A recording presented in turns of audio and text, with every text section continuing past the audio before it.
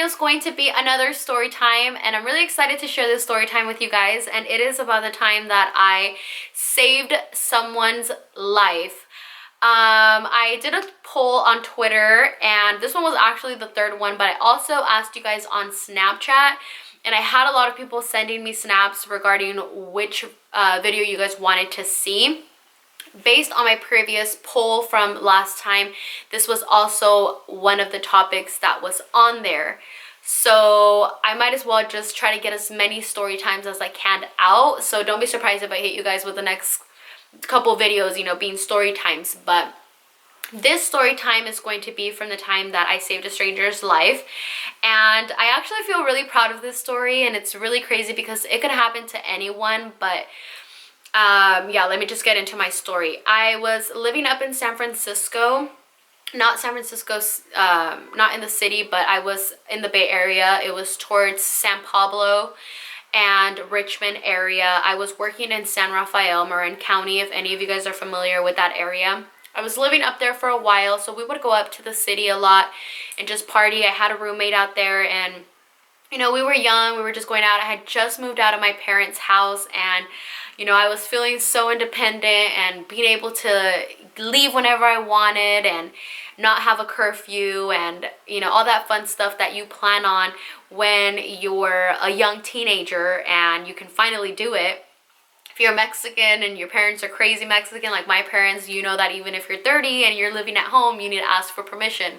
So it was a nice transition. I was going out and partying. I had met a good friend out in San Pablo, Marin County as well. He worked at another bank across the street from the bank that I worked at. So myself, him, and my roommate, we all went out to this club up in San Francisco, and we were having a good time, you know, drinking, having a good, you know, partying, and just having a blast. And it was fun to just be able to make friends out there, because for a while it was just me and my roommate and we really wouldn't plan anything, so it was just nice to kind of venture off and make friends and, you know, go out. So we were at this party, and you know, me and my roommate, we're already feeling some type of way. We're having a blast and just, you know, drinking. And one thing that I will advise, that a lot of you guys probably aren't dumb and know, it's scary when you go out and you're in a new area or you're not from the area and you never know what to trust. Don't ever, you know, take drinks from people that you don't know of, or that just a guy that you meet. Like, be careful when you're out, you know, especially if you're out on your own. But we were in the bathroom and we were waiting to be next in line, and I don't know if these girls that were in there were just so drunk that they weren't noticing, or they were just ignoring the fact that there was a girl, you know, thrown on the floor. But there was a girl, and she basically was just thrown on the floor. Like, she looked like she was dead. Like, she was just passed out on the floor. So I'm kind of like, I'm not drunk. You know, I'm pretty buzzed. Like, I'm drinking and my roommate's drinking, and we're just kind of looking at each other like, are we tripping? Is this like, what, you know, what's going on? But we reacted, and we're just kind of looking at her like, oh my God, you know, she's kind of just like, you know, you're like dead weight. So she's just kind of like thrown like on the floor, and these girls were just coming in and out of the bathroom, you know, peeing and just leaving this poor girl on the floor. What happened to this girl, you know? So I'm trying to like wake her up, and I'm like trying to, you know, get her to respond to me. And I swear on my life, I have never ever seen anybody look the way that she looked that day. You know, her eyes were like just kind of like rolling back, and she was just so out of it. So I honestly didn't know what to do. And if you're at the club, you know that if somebody's really intoxicated, they just kind of just take them with them, or they call the police, or they call an ambulance. I don't know. I don't even know what they would do, but they kick you out of the club basically. So, you know, me and my roommate, we just kind of look at each other and we're just like, we need to take her with us, you know, like we need to help her. So we both grab her from the bathroom and we're carrying her. And I kid you not, this girl is dead weight. Like, we're trying our best to just carry this girl out. And she wasn't heavy or anything. She was a really small, petite girl. But we're just trying to carry her because it adds so much more weight when you're just dead weight, you know? And we're trying to carry her out, and then we see a really good friend, and he's a guy, so I'm like, hey, like, I'm trying to get his attention. I'm like, help us, we need to get this girl, you know? So we take her out and we're in the front, and she's kind of like talking and, you know, gibbering stuff and just saying like, you know, she's trying to talk to us, so we know that she's conscious. Like, it wasn't like she was just out, and, you know, because at that point I feel like we probably would have just called them, you know, a paramedic to get her help. But she was talking to us, and she was just kind of letting us know like if we could find her friends. So at first we're thinking this girl's just probably intoxicated, like she's just drunk, like belligerently drunk. And in my head I'm thinking, where are your friends? What happened? And where are your friends? You know, like, I'm a big person when it comes to who you go out with. The people that you surround yourself with should be able to not babysit you, but be concerned for you. You know, I would never be able to go out with a friend and just leave them there. Like, that's why they have the buddy system, you know, like you go to the bathroom with your buddy, because you need to have that, you know, especially if you're drinking, if alcohol's involved, if you're partying. Like, it's scary, you know, it's scary. And I've never really been a big fan of like clubbing, like, you know, just by myself with friends like that, like with girlfriends, because it is scary, you know, when you go out and having a good time. I always like to be with like a lot of people and knowing that I have people around me. But anyways, we're trying to just talk to her. So it ended up being that this girl was from Croatia. I was about to Google it. She was from Croatia, and she was visiting. She was a foreign exchange student, and she was visiting California, San Francisco, because she was doing a foreign exchange program. And she was attending San Francisco State, if I'm not mistaken. Hopefully I get the story right. But she didn't speak English. So we're just kind of like, oh my God, what do we do? You know, like, do we just leave her? Like, I felt like in me, I couldn't just call a paramedic and have them deal with her. I feel like I wouldn't have been okay being like, I wonder what happened to her. Like, I needed to make sure that she was safe, that she was okay, and that she was gonna be fine, you know? So I grab her phone, and her phone is like in some other language, and I'm looking through it. I'm really savvy when it comes to phones, not gonna lie. Not even phones, but technology in general. I'm really good with computers. I'm really good with, you know, just being very tech. Like, I'm savvy when it comes to technology. So I'm looking at this phone in a completely different language, and all I'm trying to just think of is what my phone would look like based on what she didn't have an iPhone. She had like a little phone that you just kind of like slide up. So I'm thinking like what those symbols, not even symbols as language, but like, you know, the mail, the little envelope, you know, what they would mean, and just kind of go based off the icons and just, you know, scroll and try to find as much information as I can. So I'm looking through her phone. I'm trying to go through her contacts. Her contacts are like, oh, excuse me. Her contacts are like in some other language. They're having conversations. But there was a few of them that were in English. So I was just trying to track back to the last people that she talked to. I believe she was able to give me her code.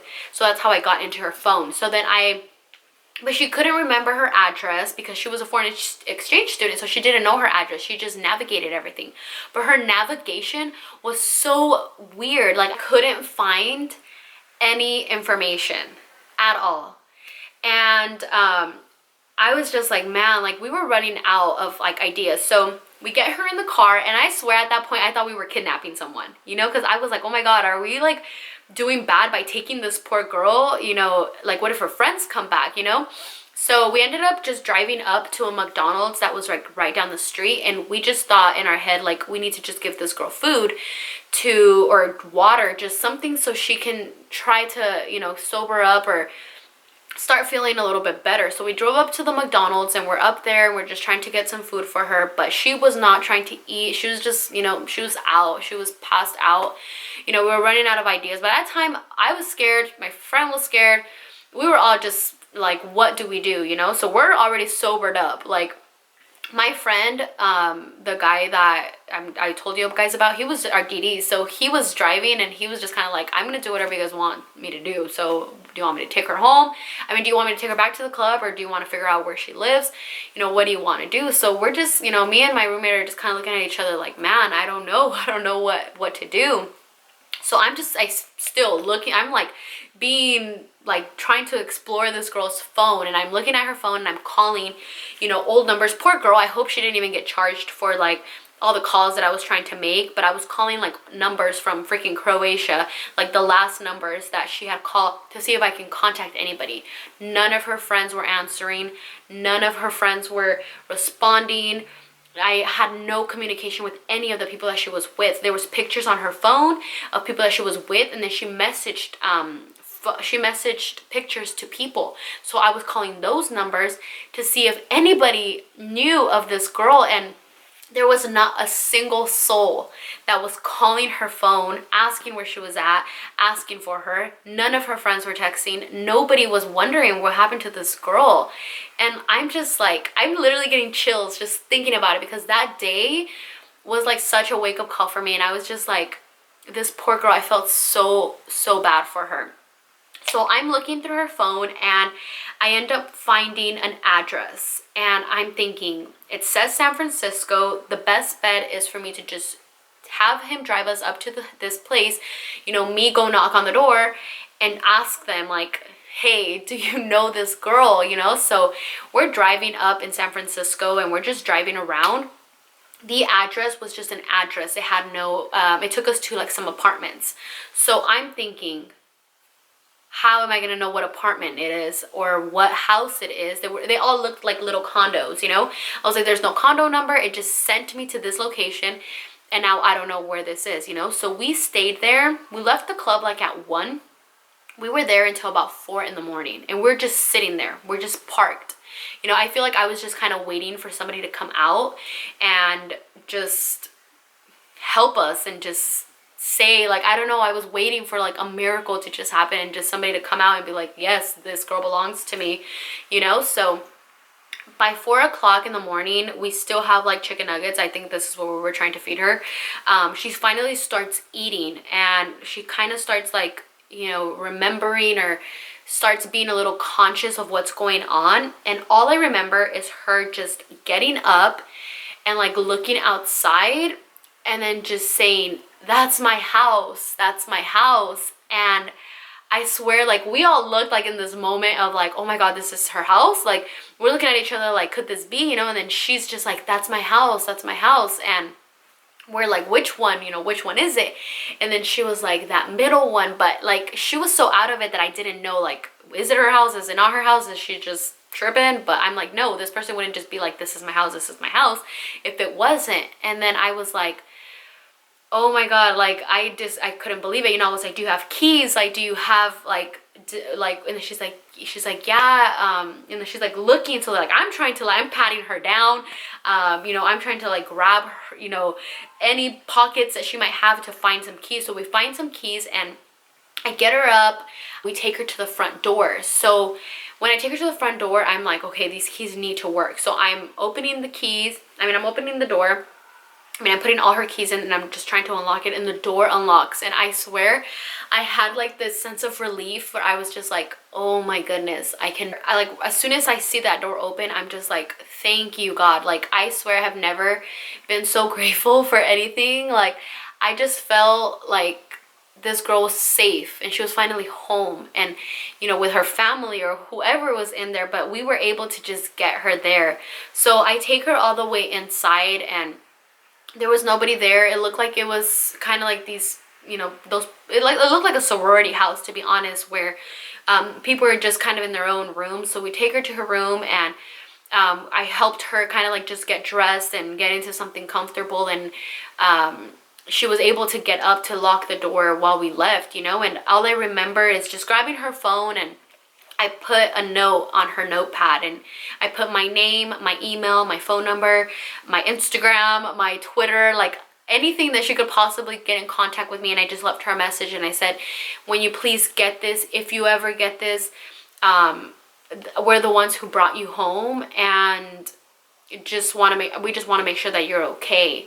And I left that on her phone, and we just, you know, we left her there. And I just remember her being like, thank you so much, you guys are amazing, you guys are my angels. And I swear, like, I honestly, like, I get a little like, oh my god, when I think about it, because I feel like if that was me and I was just there, like, anybody could have just taken her, or, you know, done something, or God forbid something happened to her, you know. And it's just like, it's such a scary and vulnerable place to be at, and that happened to be. But I'm just so happy that, you know, me and my roommate were able to get to her first and help her in whatever way that we could. But we ended up getting an email from her, and I'm gonna read it to you guys so you guys can see the email. I was on a mission trying to find this email. Like, I was logging into like old emails that I've had, and this is the email. Oh, I don't know if you guys can see it. It's right here. I screenshot it, but the email says, "Hi Blanca, I really hope that I find," so her English is kind of bad because, you know, she doesn't really speak English. She's from Croatia. So she put, "I really hope that I find a right email address. I don't have American number, and I don't have enough money on my cell phone to call you or text you, so I tried to find a way to contact you. I really want to thank you and your friends for saving me. You have been my angels last night. I'm really so thankful, and I'm very sorry that you had to watch me in that condition, and that I might have ruined your night. I hope I wasn't so bad, but I still can't believe that happened to me. I really don't know how to thank enough. I wish I had the words to express my gratefulness. You and your friends are very special. There are not many people who would do this for a stranger. I'm not so good in English, so for me it's very hard to express myself, but I just want you to know that I will never forget what you and your friends did for me. Again, thank you for everything, and God bless you guys." Like, even me reading this email, you know, it really touches me, because it's so crazy that, you know, this happened to this poor girl. And like I said, it could happen to anyone. Anyone can go through this, especially being a girl. I feel like you need to surround yourself with people who you can hang out with and go out with and trust, because the whole time that this was happening, I'm just thinking, like, where were your friends? You know, where were the people that you came with to this party at? Because they just left you there, you know. And, you know, this is how situations happen, where, you know, bad things happen. And I know that there's probably going to be people that can say, like, well, she should have been drinking that much, or for all we know is that somebody probably put a drink in her, you know, put a drug in her drink. And, you know, like, I really sincerely don't think that was alcohol. I've seen a lot of people drunk in my life, okay? I've seen a lot of intoxicated people, and the way that this girl looked, it did not look like she was intoxicated. But yeah, thank you guys all so much for watching, and I will see you guys on my next video. Bye.